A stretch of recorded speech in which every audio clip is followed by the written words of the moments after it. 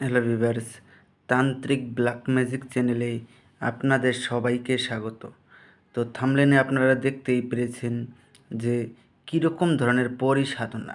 এই পরী যদি সাধক একবার হাজির করতে পারে তাহলে পরে সাধককে আজীবন কোনো রকম সাধনা করতে হবে না এবং সাধক ভূত ও ভবিষ্যৎ আগে থেকেই জানতে পারবে এবং এই পরী সাধককে অসংখ্য ধন দৌলত উপহার স্বরূপ দিবে।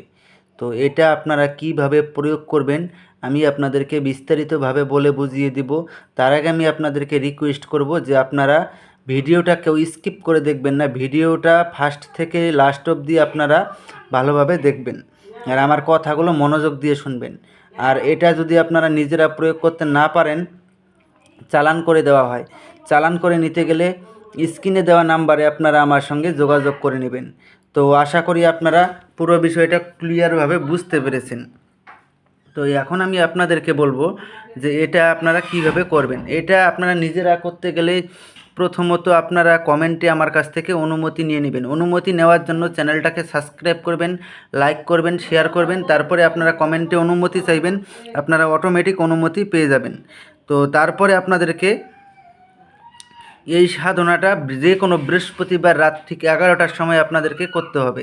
এটা করার জন্য আপনাদেরকে একটা গোলাপ ফুলের মালা, চামেলি তেলের প্রদীপ, সবুজ রঙের আসন, হিনা সুগন্ধি, লোবানের ধুনি আর একটা তসবির মালা জোগাড় করে নেবেন।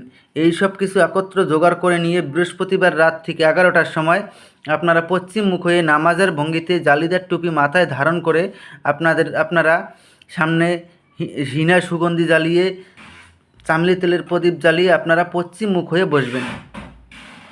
বসে আপনাদেরকে যা করতে হবে, আমি একটা দোয়া স্ক্রিনে দিয়ে দেব, আপনারা প্রথমে দোয়াটাকে লক্ষ্য করে নেবেন। ইয়া আল্লাহ, এই দোয়াটাকে আপনারা প্রথমে ভালো করে মুখস্থ করে নেবেন। মুখস্থ করে নিয়ে এটাকে 3 মালা জপ করবেন। 3 মালা জপ করার সঙ্গে সঙ্গেই পরী এসে আপনার সামনে প্রকট হয়ে যাবে।